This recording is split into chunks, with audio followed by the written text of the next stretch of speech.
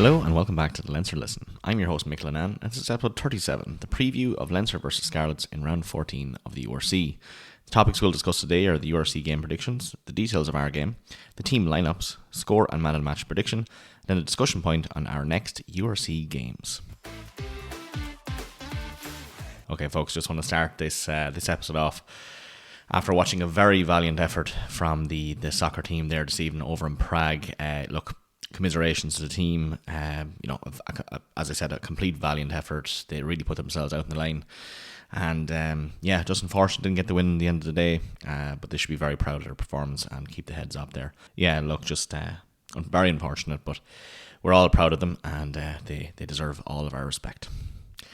Alright, so the URC round of 14 games this weekend are kicking off. So straight away we have Sharks versus Cardiff. We can fairly sure we'll see Sharks win that. Anything over in South Africa is obviously a very hard thing to go to, and given that Cardiff will have to have brought back a lot of players from the Six Nations, I just don't think they'll have it in them. Next up we have Glasgow Warriors versus Benetton.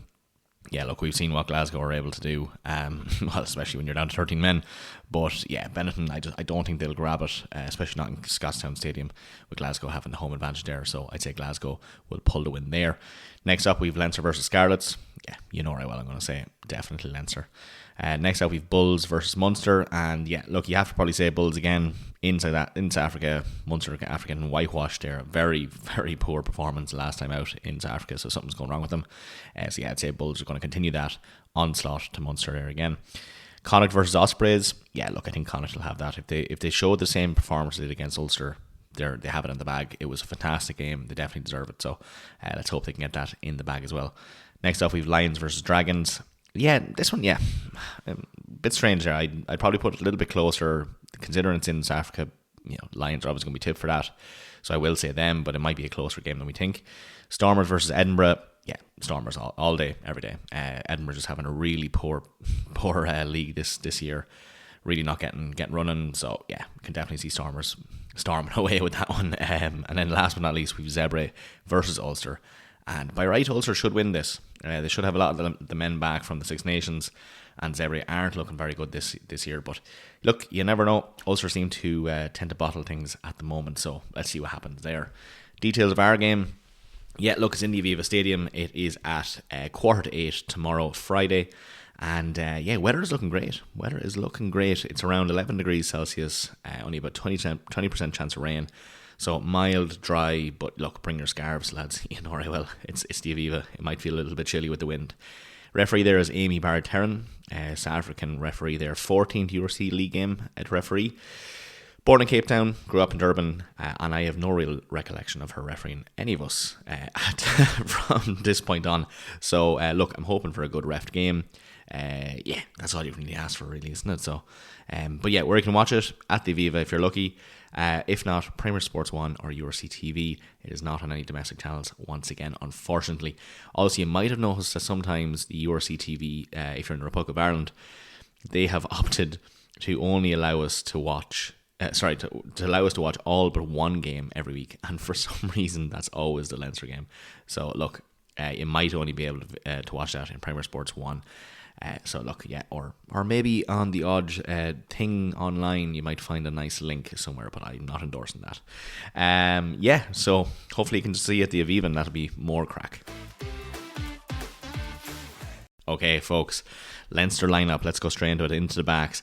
15 Jamie O'Brien, 14 Tommy O'Brien, 13 Gary Ringrose, 12 Jamie Osborne, 11 JJ Kenny, 10 Harry Byrne, and number 9 Jamison Gibson Park. Moving into the forwards there, and his big return number 1 Andrew Porter, 2 Dan Sheehan, 3 Tyke Furlong, 4 Big Joe McCarthy, 5 Brian Deeney, 6 Max Deegan, 7 Josh van der Fleer, and number 8 our captain Caelan Doris. In the replacements there, number 16 Gus McCarthy, number 17 Jerry Carr, 18 Rabah Slimani, 19 Conor Tierney, 20 Alex Soroka, 21 Fintan Gunn, 22 Sam Prendergast, and last but not least 23 Robbie Henshaw. Over to the Scarlets line up there, so in the backs, number 15 Blair Murray, 14 Tom Rogers, 13 Joe Roberts, 12 Johnny Williams, 11 Ellis Mee, 10 Joe Hawkins, 9 Dane Blacker, and into the forwards there, 1 Kemsley Matthias, 2 Harry Thomas, 3 Archer Holtz, 4 Sam Lucy, 5 Max Douglas, 6 Jared Taylor, 7 Dan Davis, and 8, their captain, Fletcher Anderson. Into their replacements there, number 16, George Roberts, number 17, Sam O'Connor, number 18, Henry Thomas, number 19, Jack Ball, number 20, Tristan Davies, number 21, Archie Hughes, 22, Ewan Jones, and 23, Max Page. You might notice there the bench splits are Leinster opting for a 5-3 split, and Scarlets also opting for a 5-3 split. So very evenly matched there in terms of the benches. I'm fairly sure I butchered one name there, so Ewan oh my god, Ewan Jones. I'm going to have to apologise every time I do a team lineup here. Look, I butchered your name. Give us a shout if you want. Who to watch? Ewan Jones, obviously. Who to watch there in Leinster? Yeah, Caelan Doris. Look, coming back from Six Nations, captains the team again tomorrow.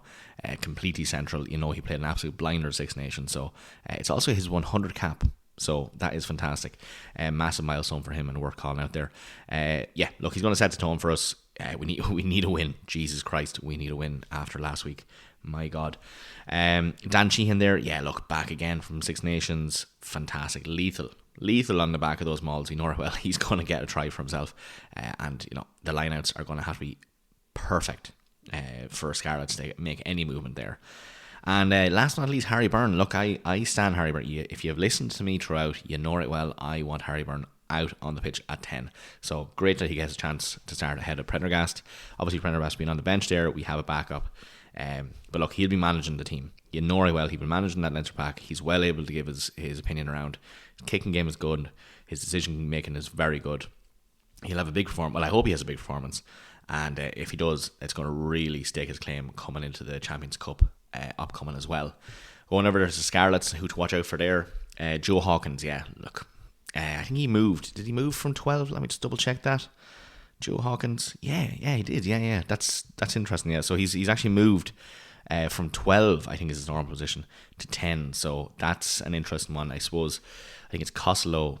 He's really not fit yet. So look, big ask for him. He is talented. He is dangerous. So him moving into 10 there is going to be probably a very strategic thing just because of their injury reports there. But he handles the game well, and his kicking game is also very good. So definitely watch out for Joe Hawkins there. Next up, Tom Rogers. Yeah, consistently probably one of the most dangerous backs the Scarlets have ever had. He is very fast for a number 14. So watch out for him as well. I suppose any kind of centres that are really coming out of that, you're going to have to be centres, hear me. Any wingers that are coming out of that, you have to be very careful, especially him who has the pace there coming down that wing. So he's quite reliable, and he actually scored against Leinster last season. So I know that was a long time ago. It was quarter-final, but still, he did. Last but not least, their captain, Fletcher Anderson. Yeah, he's only been replaced there again from injury. So Scarlets are obviously getting an awful lot of injuries here. I think McLeod is normally the person who would take that captaincy. So big night for him as well. He'll want to show up. He'll obviously want to show that he is able to make the decisions. He's able to do big carries. He's going to want to mirror exactly what Caelan Doris does. So yeah, look, massive shift from him. You know well he's going to want to step up. So keep an eye on him as well. Previous games there, yeah, look, I would have gave you a little spoiler there. Last played them in May of 2025 in the quarter-final. We did beat them. They did come back. It was Leinster 33, Scarlets 21. If you remember, we put a really big effort into the first half, and they actually scrubbed their way nearly all the way back up to 21 points. And then actually in April of the same year, they beat us. Now, they bet us at home for them. But yeah, such a weird, varied set of games there. We're only a month in the difference, and a complete flip on that scoreboard. My prediction, yeah, look, we all know what happened last week. Huge, heavy defeat to Glasgow Warriors, 38-17, sorry. And look, I think that performance, obviously, you want to put behind us. We definitely need to get a win, desperately, even just for points, never mind for our pride or our ego. Look, Scarlets bet Zebra 36-17, probably their best win, most convincing performance as well. It's their 4th win in 5 games, so they're on the up.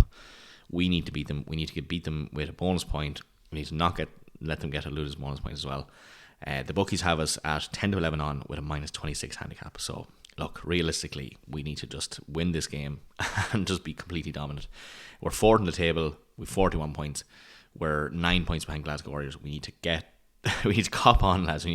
That's all we can say. We need to cop on. I'm going to put it as 30-14 to Leinster. Yeah, and I think the man of the match there is probably going to be Dan Sheehan. I just think he's gonna excel against that, especially in the mauls and the lineouts. Really hoping for that. All right, folks. Yeah, the discussion point. So, we're coming into the last bit of the URC. So we have 5 games, including the one tomorrow, and that is really going to set the tone for what happens and who gets the home advantages coming into that round of around the 16, what's round of 16? So the last 8, I suppose, is what you would probably call it. It's going to be tough. We have some tough games coming up. So let's just go through them here. First and foremost, I know this isn't a URC game, but it does need a special mention. On April 5th, we have the Champions Cup round of 16, and that's Leinster versus Edinburgh. Now, it is a home. Edinburgh finished 4th in the Champions Cup Pool 3. Not great. They're obviously having a very poor performance this year. We've seen it in the game we played against them. But look, this is the first major knockout game in Europe. We need to absolutely annihilate them in that. We need to show force. We need to actually not let them get in it at all. And I will be up against either Harlequins or Sale Sharks thereafter. But moving on from that, going back into the URC, round of 15, we have Ulster versus Leinster, and that is in the Affidale Stadium on April 17th. And Ulster are third in the URC currently with 42 points. So you can imagine if they beat Zebre this week with a bonus point, they're still ahead of us by 1 point. So we need to go and absolutely trounce them to kind of leapfrog them into that position again. And it's going to be a huge interprovincial playoff. We really know there's huge implications there for the table. So that's a huge game coming up. The next one after that is actually Benetton versus Leinster. Now that is in Treviso. An Italian road trip. Again, look, Benetton are 12th. But they are very competitive at home, I must say. They're always competitive at home. Well, I'm really hoping we don't rest players going over for that. I think we just need to go with our usual crew. Go with the crew we trust and get the win in the bag and get those bonus points in the bag as well. That is on April 25th, so again, only 8 days later. And then a bit of a break. Oh, no, actually, no, it isn't much of a break. I suppose it's 2 weeks then, which is in Leinster versus Lions. And that is May 9th at 6:30 in Dublin. So, yeah, Lions are 7th. They have 38 points. Again, 38 points. You know, we've 41. We're in 4th. There's no difference there. So we need to be so clinical, lads. I don't think we have no risk really of falling out of the top 8. But the problem we do have is if we give up those home advantages, that is detrimental. It's detrimental. I remember that happened to us one time. Maybe was it 4 years ago, or maybe 3 years ago, and we ended up playing in South Africa. So we were just completely goosed at that point. The ideal position we want to finish here is probably second. Glasgow Warriors are probably not going to be caught. Second is probably the best option there for us. Retain all of those home games up until we meet Glasgow again, if that's the case. Anyway, last but not least there, URC round of 18, so it's May 16th. That is Leinster versus Ospreys. So, look, last chance really to lock in some bonus points there, or some points at all, actually. And, big picture there. 5 rounds left. We have 9 points behind Glasgow. They actually have a fairly tough... They're going to South Africa for 2 games as well. So, we might have an opportunity to bridge the gap there, but realistically, we should be looking around us there. And as I said, 7th position has 38 points. There is absolutely nothing in between us. We need to be fucking super focused. Pardon me, French. We need to be super focused, and we need to make sure we get the bonus points here, because there's no point getting, just the winning points, allowing a team to get losing bonus points, as we've done now many a time coming up to these games, and letting them bridge the gap ever so slowly to, waiting for us to slip up once. And then again, that leapfrogging situation is going to happen. So yeah, look, I said to bring up these games. I think they're not the worst games to have at this side of the season. It could be worse. You could be looking at like how Munster are currently going over to South Africa. Yeah, everyone knows playing in South Africa is way worse. It's the altitude, it's the air, it's the travel. All that is in that. So I think we're probably at a beneficial point here, where we have some of the teams aren't fantastic. We also have home games, etc., etc., etc. So looking for a huge push for this, a huge push for the Champions Cup. And look, let's just get it done, lads. I know we have it in us. You have everyone saying Glasgow are going to win this out. I don't think so. I think we are so good at crunch times. If we have our full team out, I think we've every opportunity to win this league once again. And 2 for 2 would be absolutely Excellent. All right, folks, that's her. If you haven't already, please do follow us on social media, Instagram, Reddit, and did I ever say Instagram? I did. I can't remember. Blue Sky. Yes, that's on Blue Sky. Jeez, I should really know that by now in the 37th episode, which is actually crazy. I can't believe we're actually turning 37 now. So, look, as always, folks, thanks for listening.